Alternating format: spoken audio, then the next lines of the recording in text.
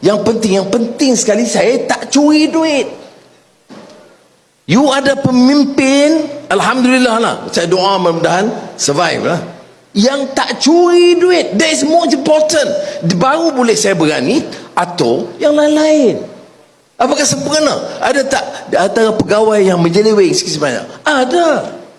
Kita kena pantau. Bagaimana kita pantau? Kita kena menangi hati mereka. Kalau tidak, dia sabotase 24 jam. Seperti mana juga berlaku.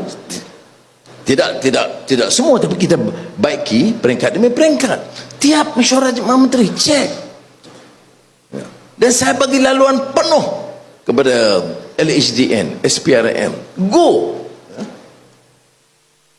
That is the reality. Saya terangkan ini, saya tidak mahu saudara anggap macam kita ni pelansor. Saya tentunya terkesan kerana satu-satunya kekuatan kita ialah integriti. Ya. Tak curi duit.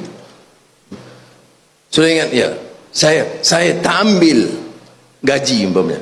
Allowance saya ambil. Kalau tak ambil gaji, tak allowance, susah sikit lah. Nah, berapa dah kalau ikut 3 tahun? Dah 3 juta ringgit dah. Takkan saya nak cerita itu 24 jam. Why? Kalau saya ambil tak salah. Kerana saya nak bagi message. Nak jadi pemimpin, tak semua mesti rasa senang dengan RM2. Bagi saya cukup. Pergi mana-mana kereta siap. Kapal terbang siap. Tak payah fikir minyak, makan, minum. Tak payah fikir. Pergi mana-mana ada minum. Kopi pun ada. Kopi, oh. Jadi cukuplah.